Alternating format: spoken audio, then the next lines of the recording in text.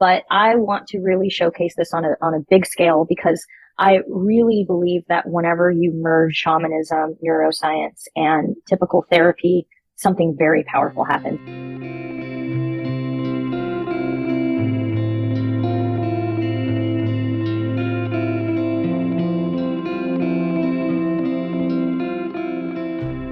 Welcome to Controlled Chaos. I am your host, Shana, and this is my friend and old colleague, Laura Martinez, and I'm so excited to have her on. We've known each other for quite a while now, and honestly, she's like somebody that I consider to be like a spiritual guru, and somebody's just so amazing in working with people and helping you like just change how you look at things and how you feel, and such a cool way of doing that. So can you tell us just like a little bit about it yourself?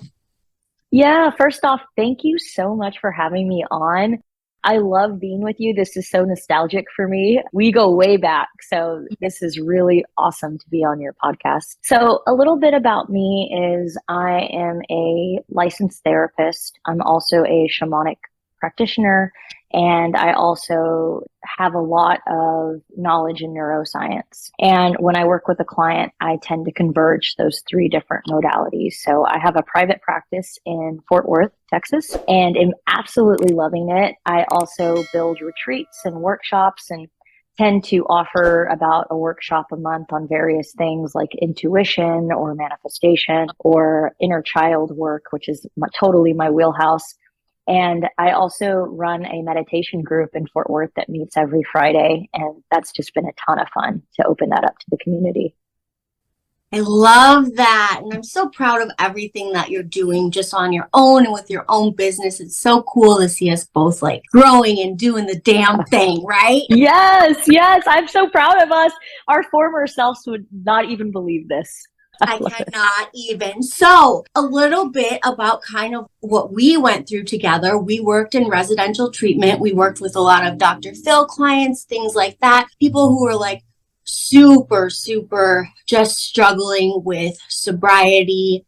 Maybe had never even thought about sobriety. And they would come all the way to South Padre Island and see us and a whole bunch of other super qualified people and get sober. And tell us a little bit about what your experience was with that.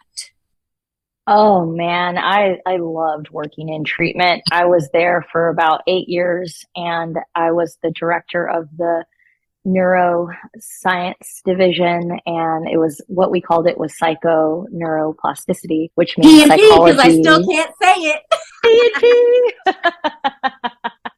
And it was psychoneuroplasticity, and it's basically a psychological brain change. And what we would do is we would work with every single client, and we had the men's center and the women's center, and they would come over and we would customize a treatment plan for them to help them get their brain back into healing. Because as you know, when somebody gets to a treatment center, they really have to detox. And so we helped them just kind of get back into alignment and also teach them ways that they can change their brain and ultimately empower themselves. And so I had the best memories there with working with the staff. As you know, I know you and I tag teamed a lot, especially when a client was trying to leave treatment and they were not in a healthy mind space to do that.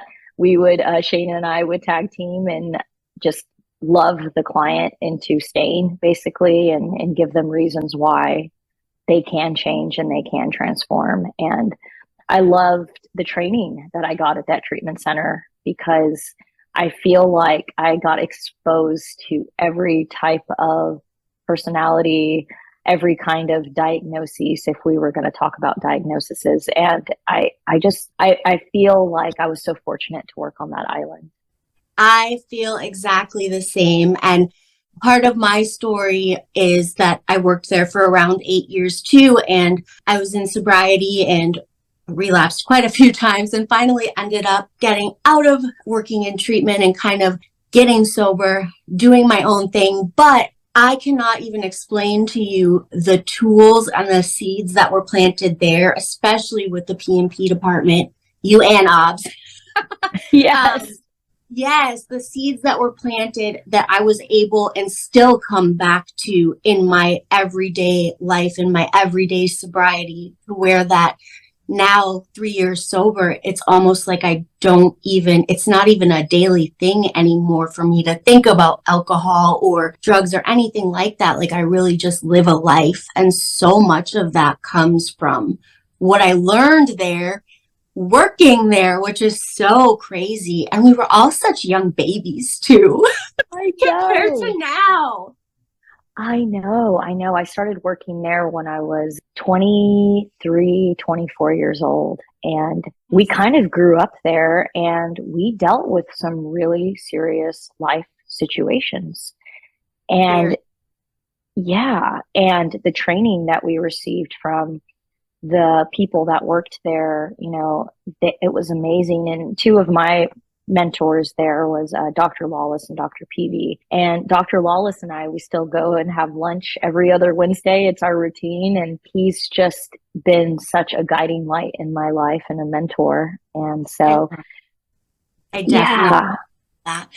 So going back to all the treatment days, can you think a client, not necessarily, who it is, obviously, but what is your most memorable thing that you dealt with in those days, or situation, diagnosis, that type of thing? There's so many to choose from. I feel like every day when I would get home from work, I would be exhausted, but my heart would feel so full and my spirit felt so uplifted that my hands were in the work and doing the work with these precious souls. I'm going to get emotional, but I think that some of the memories that I remember that I loved the most was doing shamanic journeys with the clients. And this is whenever I started to really dive deep into my shamanic self and bringing that into the recovery process. And so basically, for those of you who are listening that are like, what is that? What is a shamanic journey? So a shamanic journey is known as the flight of the spirit or the flight of the soul. And you take clients down into a trance state, and not hypnosis. Hypnosis is more suggestive, whereas a trance state leaves it open to the client's interpretation. And so you can guide them down with meditation, and then actually the drumming, the repetitive drumming, is what induces that trance, because your brain is pairing with the drumming and you go into theta brainwave state. And once you go into that trance, you journey. And we can go into the upper world, the middle world, or the lower world. And based on those different worlds, they have an experience. And those were always so magical because they would last maybe about an hour and a half. And they would come out of the trance state and they would have these magical experiences, sometimes very hard experiences. Maybe they meet their inner child, or they meet a loved one who's passed, or they have this epiphany about recovery. So those were, for me, the most precious times. And something else, I can't choose between these two. I also did ceremonies and rituals for clients. And when they got to the end of their stay and I felt like they had worked really hard and they had transformed, the team and I, the PNP team, the psychoneuroplasticity team and I, would create a customized ceremony for them. And it would be so beautiful. I know that you were at plenty, and we would have fire, or they would, we were by the ocean. So it was just this beautiful backdrop setting that it's allowing them to heal or change or proclaim that they're going to live their life a different way. Those times are extremely sacred to me. Yes, I got to participate. So for those of you that don't know much about anything like that, like letting go ceremonies or things like that, it would be something that you choose to do in like a ceremony form. And we were, of course, by the ocean, and the clients would get to choose people in their life, or people, at the center who were really important in their journey. So if you got to go, which I got to attend many, I was so lucky. It was a very special and like heart-changing thing, because somebody's choosing you to be a part of their personal experience and changing of their world. And like, I just so lucky to be a part of something like that. So cool. Like so many things that we got to experience that people will never know or understand, you know? Yeah. Yeah. It's the sacred container. And the word that's coming to mind right now is vulnerability, is this Yeah. sacred container. And the client, whoever was chosen to do the ceremony, would really show their soul and their heart and get very vulnerable with the other people about their struggle in their life. And every day we're working in this sacred, vulnerable container, and people are healing and transforming. And it becomes this incubator that allows people to transform because there's no judgment, right? There's no Yeah. judgment to any of this. It's just, hey, you can heal and I'm healing too. And we're going to support each other in this process. And I used to really love the relationships the clients would build together.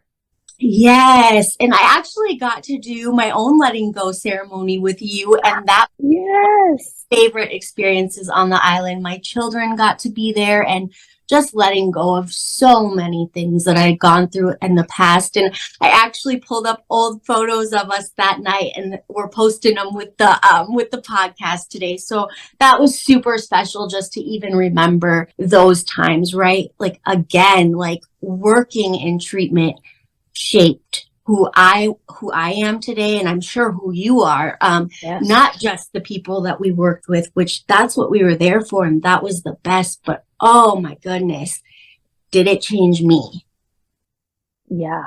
Oh yeah. I mean, I completely changed who I was by the time I started working there to the time that I left and decided to do my own private practice. And it's so funny because I'll have clients now in private practice and they'll say, girl, it's going to be a tough one today. Like, just buckle up because it's going to be hardcore. And then I hear what they're processing with me. And I'm like, no, I mean, I worked in addiction treatment for 8 years. Like, I have heard it all, you know. And with that, I do want to say, I think it's important as practitioners and coaches and therapists that we really take care of ourselves because, you know, I've been learning a lot about secondary trauma and us taking on traumatic experiences just by listening. So just kind of want to put that little piece out there because we did deal with some really hardcore situations. Yes. So my funniest experience, I had somehow just, ballooned up to like 300 pounds. So I was getting big by the end, right? And one of the clients was running away from treatment and she took her backpack, her sweatshirt. It's like 90 degrees. We're in Texas, y'all. I'm from Michigan, right? Like it's hot on a regular day for me. She's got like her sweatshirt on, her backpack, and she's running down the beach and like it's just me. And I'm like, finally, we're like 3 miles deep. And I'm like, listen, girl, just for me. Can we be done? I can't breathe. Like, yeah, girl, let's go home. You know, whatever it takes. Dying. I'm like, I don't know about you with your little backpack just running like nothing happened for 3 miles, but can we just go home? Can you do me a solid? Oh my gosh, you're making me remember. I had a memory where a client ran down there was only 3 streets in South Padre Island, but yeah. She was running down the middle street from the treatment center, and I had these big badass heels on. You and look so cute. Oh my gosh, thank you. And they were brand new, so they had not been worked in yet. And I am darting in these heels, and I catch up to her, and she said, "How did you catch up to me?" And I said, "I don't know, the grace of God, because I don't know how I just ran in these heels towards you." So, I have no idea what just happened.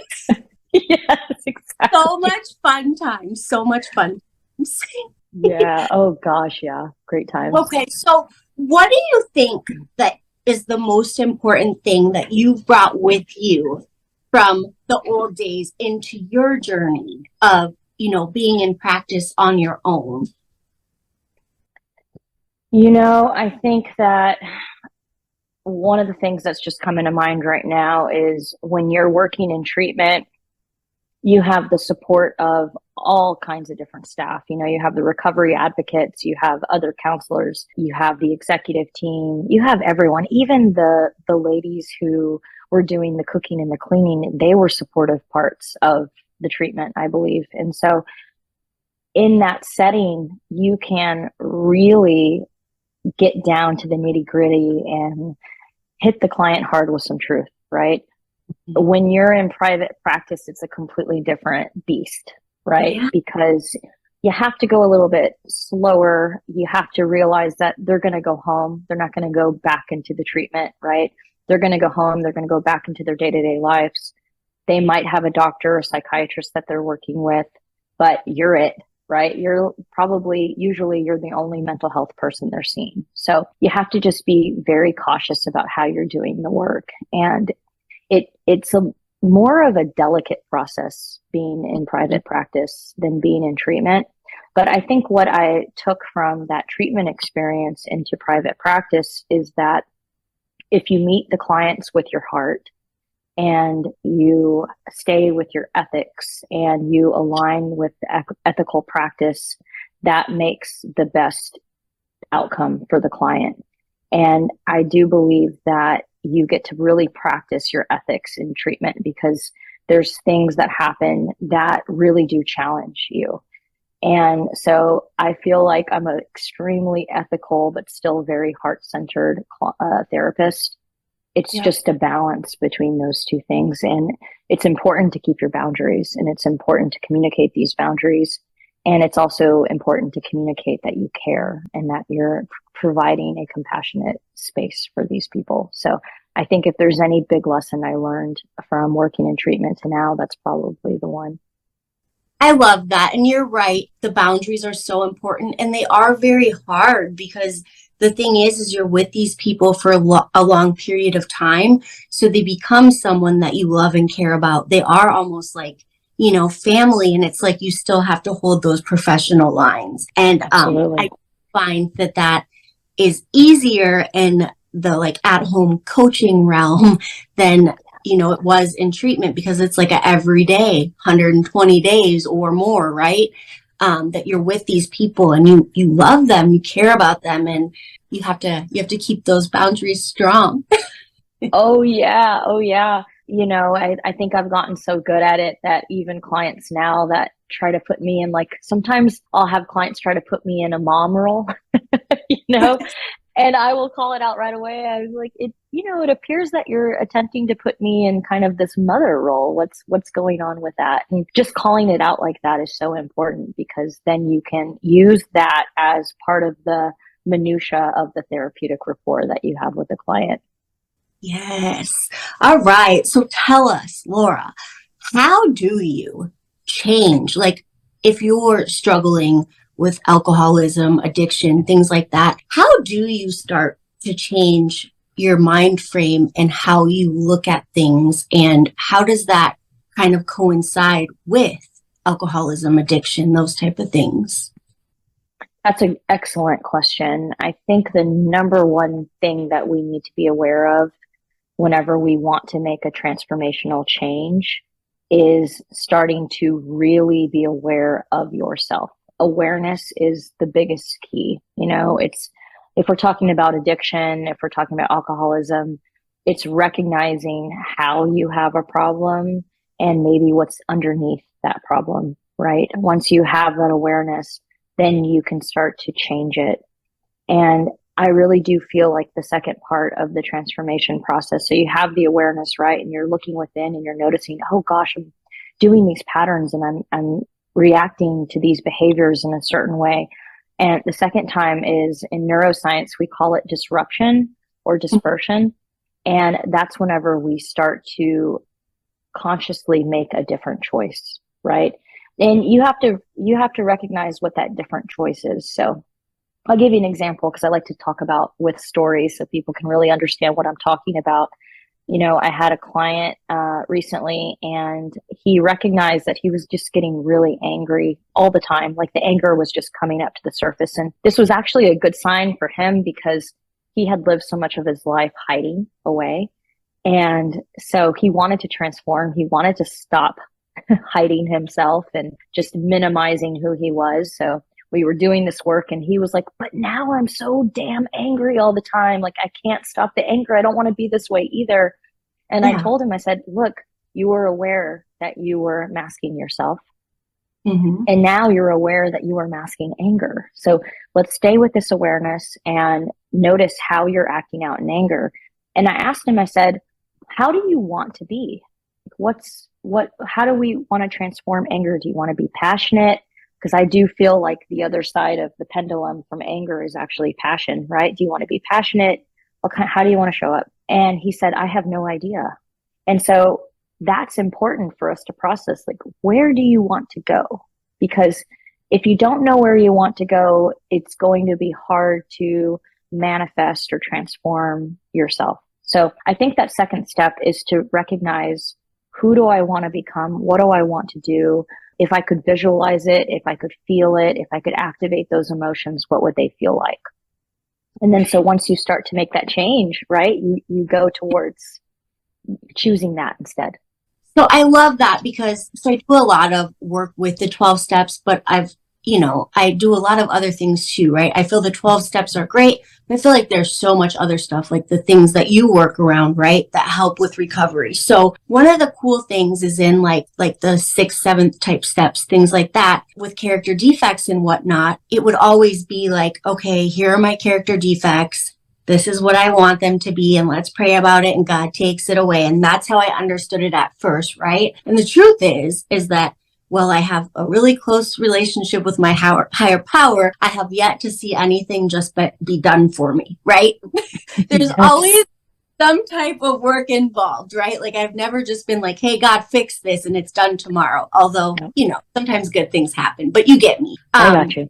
So one of the coolest things that I learned in one of my step classes, and I think it kind of pertains to what you were saying, was that you don't just pray for character defects to like go away. You think like, what is the opposite of this? And how do I stop myself and put that into play and try to do that over and over again? And the more times you do that, the more that becomes your habit.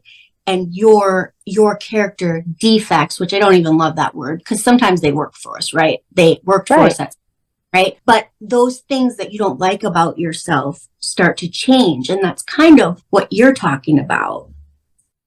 Absolutely. And what you're saying is that you are establishing a new neural pathway in your brain to how you want to live life.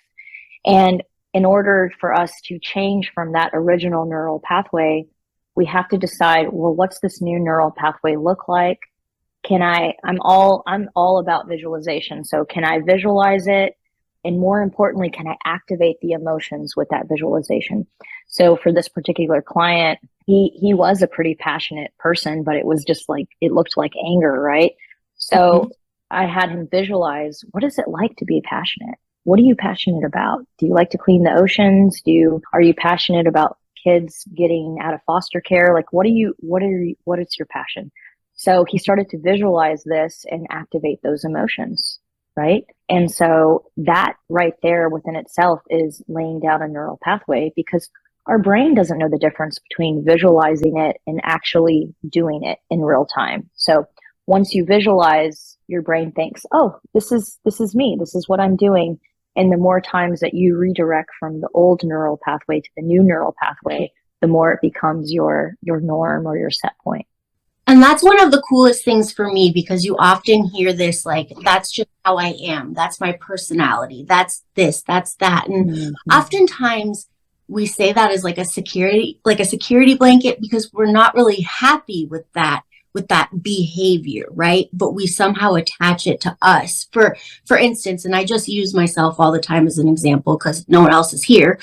But but lying was a huge thing for me in my addiction. And it really just came with me out of my addiction, like lying for no reason, right? And I don't know where that came from, or at the time I didn't know where that came from or why, but just like I didn't want people to know certain things, or I didn't want to talk about it, so I would just make up a whole new story, and this is the story, and this is what we're going to go with, and just move on. Well, it's not cute after a while, right? So I picked that as my character defect, and I'm in sobriety, I'm an adult, I no longer have a reason, or I never did have a reason to lie to people. I'm an adult. Like, I had to tell myself that if you choose to drink as an adult over 21, there's no reason for you to lie about that. Why are you lying about that? It's because you don't like what you're doing, right? So I put it in and I wrote it down, because for me, if I write it down, it starts to be like final in my head, right? If you're going to choose these behaviors, you're going to choose to be honest with them. So you can either choose to say, I'm choosing to drink, and if my life falls apart, then it falls apart, and you deal with those consequences and what people think and what they say. You're going to start telling the truth every single time about every single thing, no matter the consequences from now on. You're choosing these behaviors. And it really kind of helped to stop the behaviors, because, when you're lying to other people, you're lying to yourself. Yes. Most of you're lying to yourself, and you're believing it, and you don't even know it. Yes. Oh, exactly. So that was my huge awakening or experience with like changing a pathway in your brain. And obviously I don't have the Laura lingo, but I did get it from, my experiences working with you guys and learning from you guys. Is like, hey, if you want to change something, you need to put something in place. You can't just say, oh, I don't want to lie anymore. Okay, well, what is the action to stop lying? And that was a hard realization for me, but it really, I would say, was one of the most pivotal points in me getting sober. Was like, you're a grown up. You can choose to be an alcoholic and a shitty mom and a drug addict, and you can continue to do this until you die, or just, go to jail, or just live miserable for the rest of your life, right? You can choose that. Is that what Oh yeah. And I think what you're talking, I like to work a lot with my clients with internal family systems, which is working with the different parts of you. And whenever we identify, like, it sounds like you have a part of you that you would say maybe is a liar, and that's an inner child wound that you might have, right? Or something, because I think you disempowered that thought of, oh, I'm an adult, I can lie whenever I want to. So sounds like maybe there is an inner child involved with that, right? But I like working with it because it's all about acceptance. And it sounds like by you doing that, you accepted and loved that part of yourself. Like, hey, you can do this all you want to. I had a porn addict, and I told him, I said, you're an adult. If you want to watch porn, you can watch porn. It's fine. Mm-hmm. And he said, I don't know what it was. He told me later, he said, I don't know what it was, but when you told me that, it just like took away all the power. And he's now recovered and doing really well. But it's just, you're right. It's allowing yourself to accept that part of you, even if it's something that you don't like a behavior that you're not fond of, right? It's all about acceptance and loving all of the parts of us. Yeah. And I think in some ways, as just people, we tend to think like, or maybe it's easier to think that things are just happening to us. And, not that things don't happen. Things happen, right? That we don't like, we can't control. That's not what I'm saying. But a lot of the things that were happening in my life, or, in other people's lives who are trying to get sober, trying to change any behavior, right? A lot of these things are things that we're choosing over and over again.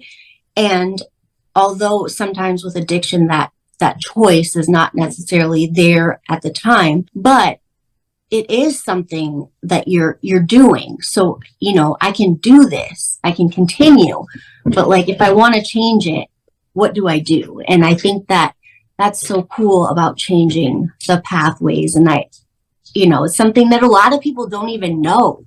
Oh yeah. Yeah. It's like a lot of people push away those parts of themselves, and they want to reject these parts of themselves.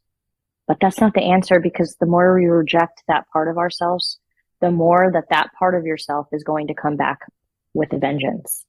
Right. But when we can love and accept those parts, that's when real transformation can happen, because we don't transform out of hate. Not long term. We don't. Maybe we can do it short term, but not long term. We can transform ourselves out of love. I love that, because a lot of times when, we talk about families, and when they're wanting you to change, and they're like looking at you like, hello, your life is a shit show. Why don't you just stop that? Right. And you're like, yeah, that sounds great. I would love to do that, but I don't know how to. Right. And a lot of times it's taken on by that person who's going through it as like, negativity, or like I'm not good enough, or I'm not loved, I'm not cared about, I'm just a bad person because I keep doing this behavior. And it's like, for some reason, like as you continue to go down that shame path, it gets worse and worse. Yes. What is that? Like, what, obviously shame is not a good thing, but why is it that shame kind of makes us go more into this cycle that we don't want? Yeah, I think that there are a lot of shame-based behaviors that we do in our society, and it doesn't really make sense because we're all human. We've all not been perfect. There's all been things that we've done that we're not completely proud of. And I think the reason somebody keeps going deeper and deeper into the shame cycle is because they've been doing these things since they were kids. And it's a really hard cycle to break. The different types of shame cycles are the perfectionism cycle, where you have someone who's attempting to be perfect and they have to live life a certain way because if they're not perfect, then it might show them that they're not good enough. So they have to be rigid and perfect. And then another one is these exhibitionary tendencies where people go the other side of shame, right? It's like, oh, I'm not ashamed of myself. I'm going to be really extra and really big, and I'm going to be very dramatic. And that's actually a shame cycle as well, because you're still acting from a place of shame, right? Right. And that's something that we've seen a lot in treatment too. And I want to touch on that because that's something that a lot of times we don't see. A lot of people, or we don't talk about. A lot of people seem, and me myself also, I seem to be like ashamed of what I was doing and I would hide, right? And I see that a lot. Like people don't want people to know. My husband, on the other hand, whole world knew what he was doing all the time, and he was super proud of himself, right? Because in his eyes, like he had to claim it because people are going to talk about it. They're going to, we live in a very small town. People are going to talk about it. They're going to hear about it. So I might as well be as crazy as I can be, and you might as well know it up front, right? So what is the difference there? As take it as like, I'm going to like hide, and shame is this way. What is that other side of shame that is like, let me show my ass? Yeah. No, I think that they're the same. It's just how the person responds to shame. There's other people that respond to shame out of anger, and they get so angry if you call them out or if you say anything that makes them feel less than. There's that anger response. And then there's some shame-based behaviors that I will be who you want me to be. I don't know who I am, but I'll be who you want me to be. And the root of all of these is shame. And underneath shame is I'm not allowed to be human, right? I'm not allowed to do these certain things or feel these certain ways because if I do, that would mean I am bad. And what I personally think it's rooted in is I think it's rooted in, when we're kids and you're doing something and they say, no, that's bad. No, that's bad. Bad, bad, bad. We start to take on that message as I am bad. And so I truly believe that shame-based behaviors sometimes are rooted out of that childhood notion of I'm not good enough and I'm bad. So I need to prove that I'm not bad. Right. So another thing that you kind of touched on was childhood trauma.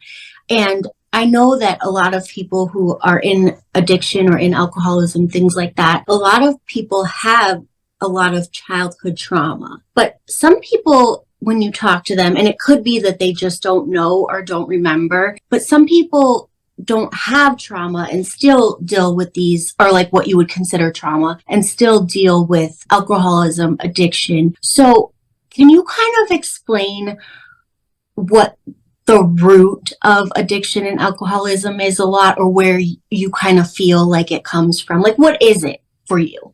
Yeah, for me, what I've seen is absolutely there's a genetic predisposition to addiction, right? And what we know in a neuroscience lens is these certain genes get turned on by overuse, right? Or by repetitive cycle of, binging alcohol or, doing a certain drug. So these genetic traits can be turned on. So from a brain standpoint, we know that. But from an emotional and psychological perspective, I truly believe it's the person attempting to numb from life. Yes. And it's their numbing device. And some And I truly believe, and this is very controversial, but I truly believe that we're all addicts and alcoholics and drug addiction. That was just like their way of numbing, right? But we also numb through social media and relationships and sex, and it goes on and on and on. And it's that tendency to not be with what is, right? To be alive and be okay with what's happening. We have a tendency to numb because we're so scared of pain. And pain is uncomfortable. We don't like it. And I do feel like we live in a society where numbing is so easy. It's so easy. I just grab my phone and there I am, I'm numbing, right? So I do think that addiction is rooted out of numbing and not wanting to feel and escapism, you know. I also think that there's a connection from what I've seen with working with a lot of clients in recovery is I think there's a connection between needing a belonging, like there's some sort of a social connection that gets lost, right? Like I do feel like if we had connection and we had a fellowship that really cared about us, I think it would make the world a difference in recovery and being sober. So I think there's some sort of connection. So I love that you said what you said about the stuff that was controversial about us all kind of being addicts, because I think, so there's this part in the big book that says something about, like, I drink because I like the effects produced by alcohol. It's not like because I fell off my bike when I was young, I got molested when I was young, or this type of thing. I like what this does to me, which is basically saying I like the numbing effect, or I like this, or I like that, right?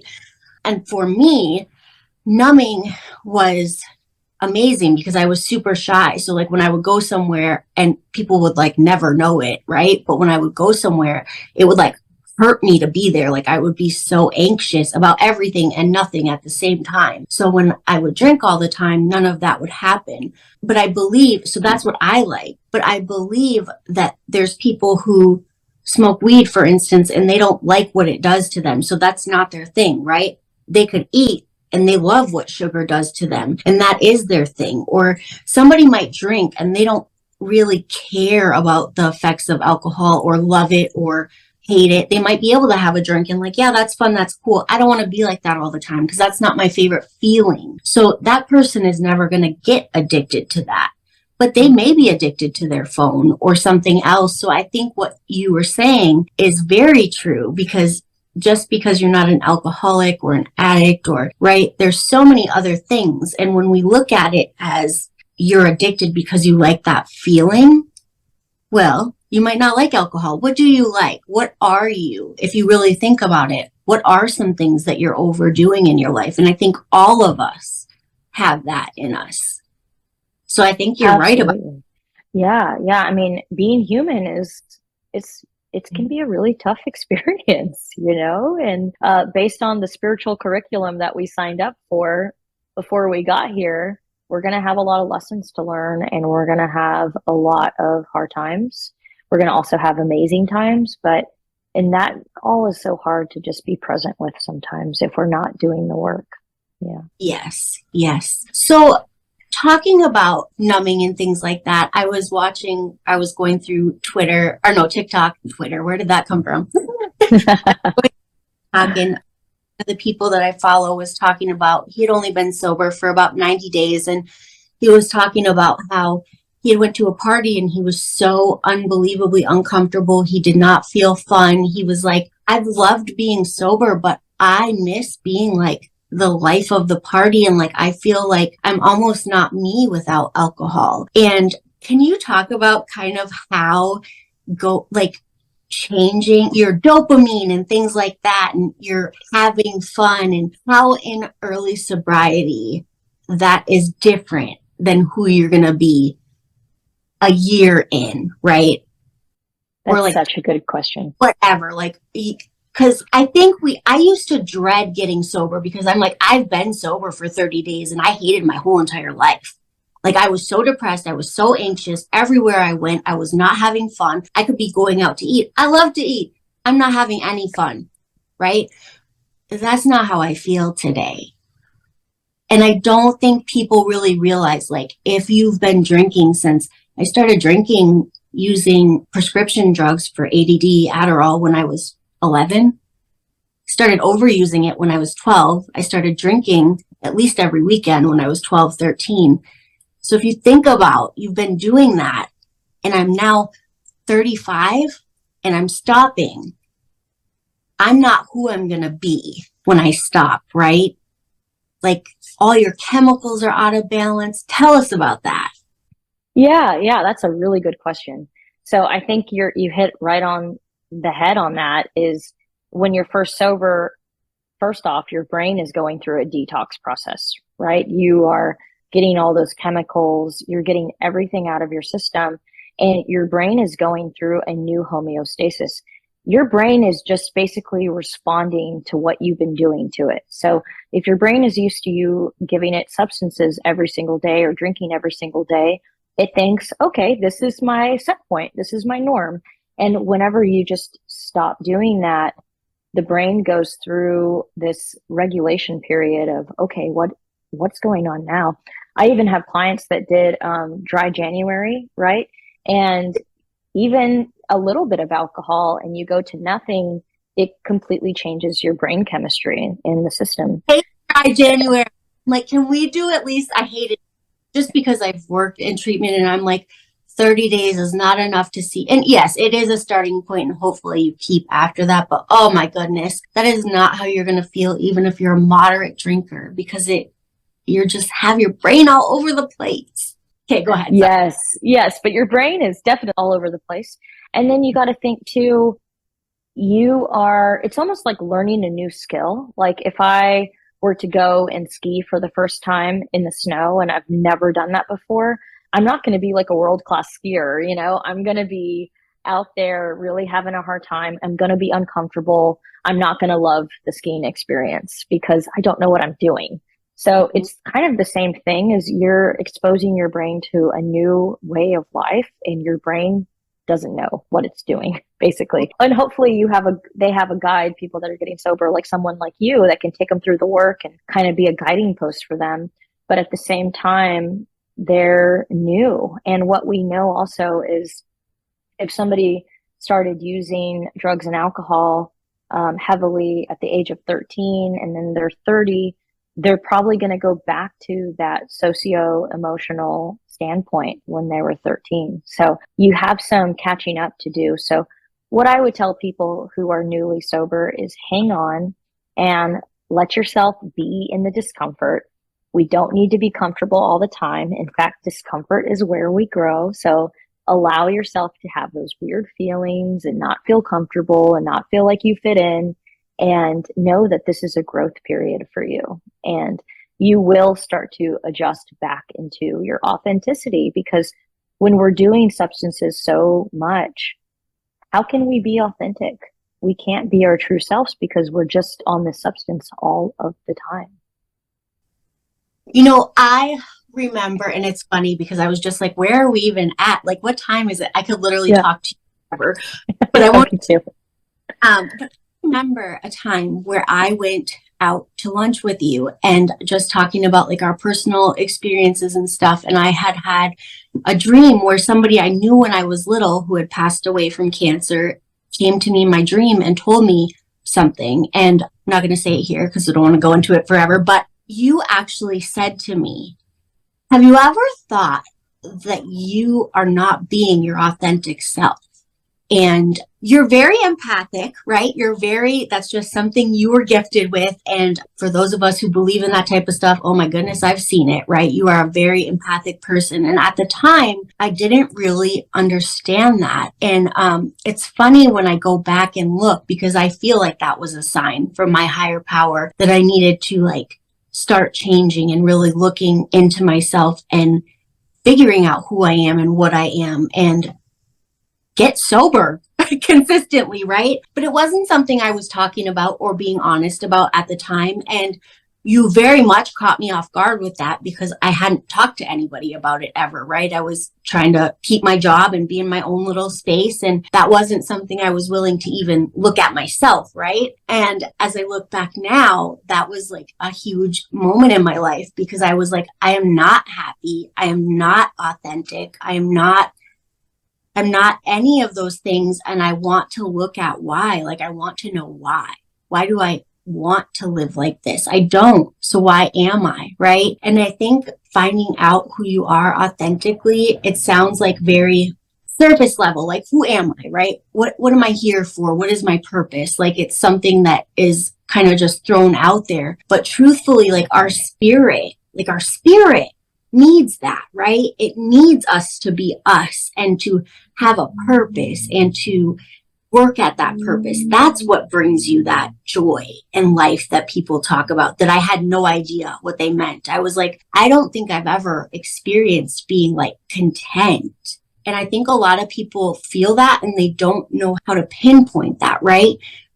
But that was a time in my life where you really pinpointed it for me, like, hey, maybe this is coming to you because you need to look at your life and why you're not feeling happy or authentic or content, right? And what do you say is like a starting point for people who are just in that position where they're like, I don't want to say, we throw around depression, anxiety, things like that. I just want to say, like, I'm just not happy. I'm not content with life. Like, where's a starting point to like find that? And of course, happiness is not always, right? I'm talking about like, I legitimately enjoy my life, Yeah. Yeah. I think what's coming to me right now to say is that start to become aware of how you're living your life. Are you living life based on other people? What I'm seeing in my mind is almost like compass points outside of ourselves. Like, how is my partner responding to me? How's my friend responding to me? How's my boss responding to me? When we're living in inauthenticity, we're more focused on other people's response to us instead of, how do I feel about that? What's going on with me? How am I feeling? When I tell people about authenticity, and let's say that they're dating, right? They're going out in the dating world. I tell them, instead of thinking about that person's response to you, like, do they like me? Do I think, do they think I'm funny? Do they think I'm cute? Do they think I have a banging body? Like, instead of that, start feeling how you feel in your body. What's going on with my heart? What's going on with my body? Do I feel comfortable? Do I feel safe? That brings us back into authenticity because we are connected to ourselves instead of being connected to people's response to us. So I would truly start there, start to bring awareness back to you and start to just wake up to what are you experiencing in your body? And from your lens, what are you seeing? What are you feeling? And I think that's hard to do. But once we become aware that we're so outside of ourselves, we can bring that power back into authenticity. Yes. Okay. So my last kind of question before we get into some stuff about you is the shamanic journeys and the meditations and things like that. I had a really hard time learning to meditate and settling down, like super all over the place, ADD brain. And it was something I had to really work at. But I noticed that it really, really helped my anxiety. And one thing that I got to do with you was a spirit animal meditation. Oh, yeah. And one of the coolest things that I've ever done, because at the time, especially, I've done a lot more with meditation and stuff, but at the time, my experience was I hadn't really meditated. I could not sit still. We were getting in a room for an hour and a half with a bunch of people with blankets and pillows in the dark and you talking. And I was like, get me the hell out of here, right? Get me the hell out of here. And like a spirit animal, a joke for me, right? Like, you're my spirit animal, you're my favorite person. So I had no idea what that entailed or what that meant. And this was my experience, Laura Martinez. You started the meditation, and here was my take.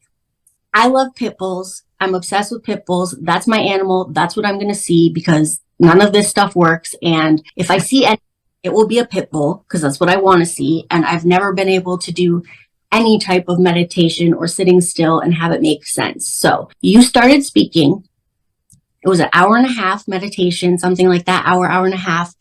And I felt like I woke up 3 minutes later. And when I tell you that I saw a gorilla, and I don't even know where that would have came from in my mind. That's not even an animal that I would have personally ever thought of, right? So it did not come from, it was literally like, it felt like it was a 3-minute transition. I did not move. I did not fall asleep. And I was like in the woods, like in this thing with this gorilla, and like it was like protecting babies that it had. And when we later looked into it, and this has been quite a while now, but I always have gorillas. Like I have a picture of a gorilla. But it was basically all about being like a protector and like mother instincts, and maybe not always feeling protected by other people, right? So always feeling the need to protect others. And like the things that I read were like on spot about how I was feeling and just me in general. And it blew me away.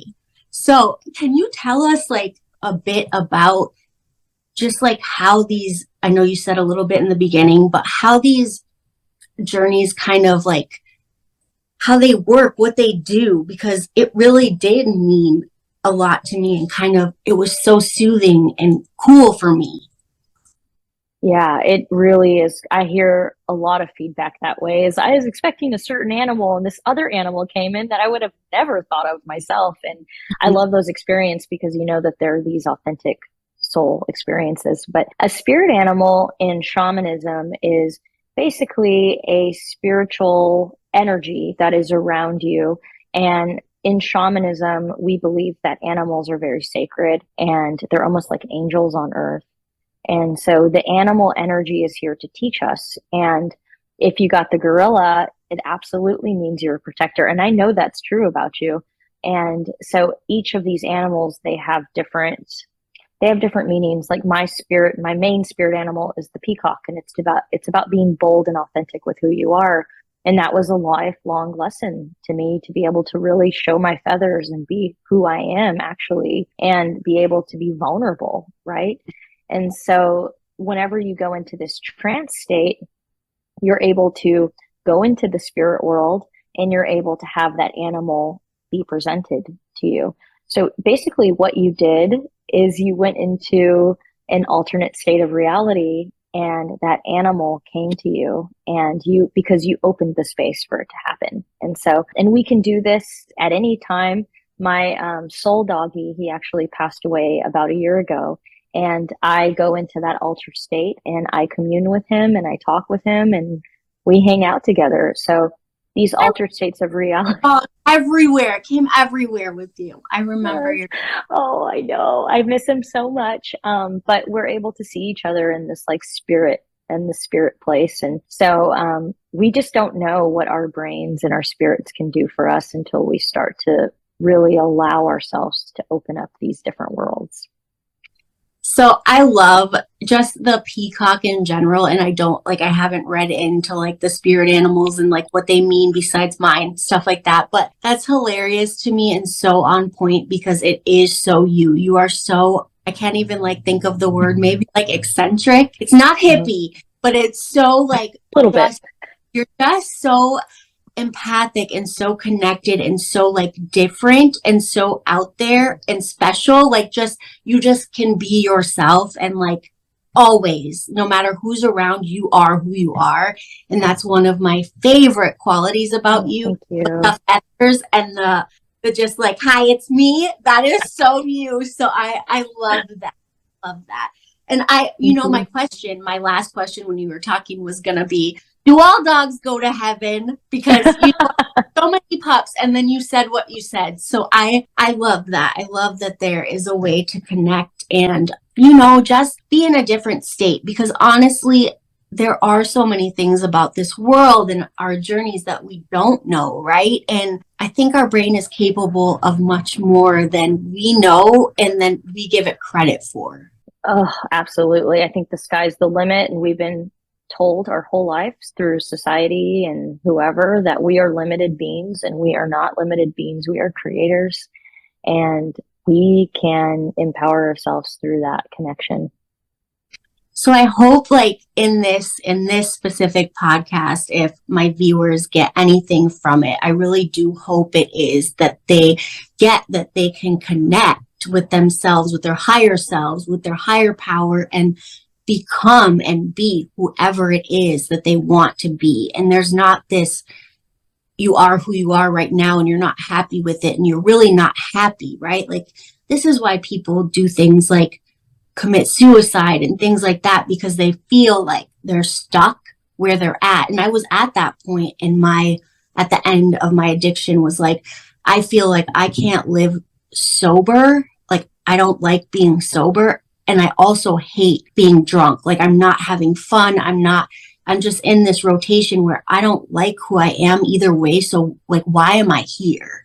Like what is the purpose? And I've never been a person in the past who dealt with like suicidal ideations or anything like that. So for me to like come to that point and feel that way was like, whoa, like what is really going on? And what it really was for me, and I hope like other people can see too, is like I just wasn't okay where I was at, sober or not sober. And like you can change that. You can always change that. And I hope that like listening to you today, people hear that like you can really change like what your brain is doing, what you're feeling, your behaviors, all of it. You can be whoever you want to be. Yes. Yeah. You have your own personal medicine inside of you. And once you are awakened to that medicine and you start to allow that medicine to come out into the world, it is not only amazing for you and your life, and your life starts to unfold and change, it's healing for the rest of humanity. So I empower anyone who's listening to this to stop pretending, stop being a cookie cutter and doing the same shit over and over again, and really be weird and authentic and your true self, because that is what we need in this world. And seek help from different people you wouldn't, normally think of, be it like a therapist, a coach, whatever. Like talk to different people who specialize in meditation, like try out different things. Even like I hated exercise with my whole entire heart. Like I hated it. And I've been doing like for the last few months, just like a half hour a day. And like the way that it brings me like energy and motivation is just like crazy to me. I didn't even know that was a thing. And just doing that small amount, right? Because I would dread it so much. But like just try different things and like different people. I think we're all connected in so many different ways, and we're here to like guide and help each other. Oh, absolutely. And by the way, you look amazing, and I can tell that you are so happy authentically, and I'm so proud of you. I just want you to know that I'm so proud of you for the work you've done. You can tell that you've been doing the work. Yeah. You're gonna make me tear up. No, seriously, like it has been like miss so many things about working together, working in treatment, but so glad about where we are and how far we've come. So let's talk about it. Right now, you own DFW Spirituality, right? But you have some changes coming up. So your Instagram name is DFW Spirituality. It's going to be changing, and you are going to be changing because you have this new venture coming in. So guys, if you think all this stuff that we've been talking about is super cool, go check her out on Instagram. She has so many cool things going on. She does a lot of Instagram lives, all that type of stuff. But tell us about the changes coming up and what you've got going on. Yeah, so I started a podcast called The Shamanic Therapist, and I love doing that work. It's so much fun, as you know. And recently I just trademarked Neuro Shamanic Therapy. It's basically my modality of how I do therapy with clients, and realize this is something that probably has been done before, but I want to really showcase this on a big scale, because I really believe that whenever you merge shamanism, neuroscience, and typical therapy something very powerful happens. It's the mind, the body, and the spirit connection. So yeah, I'm in the middle of calling myself the neuro shamanic therapist. And so you can follow me on Instagram though at DFW Spirituality. I will still have that page. It'll just redirect over to the neuro shamanic therapist. So that's coming out soon. Yes, I'm so excited for you. And like it really is a perfect representation of you and like what you have always done and always encompassed. So I think this is just like a pure example of like someone growing into their true purpose, right? So cool. The neuro shamanic therapist, right? Yes, thank you so much for having me on. I had such a blast. I feel like I could talk to you for another hour. I know it. I'm going to talk you into a series. It's happening. Okay, I love it. Just let me know. Yes, thank you so much for coming on, and you have been so awesome today and awesome in general. I love you so much, and I wish you so much happiness. I love you too, and I'll be talking to you soon. Yes, bye-bye. Okay, bye.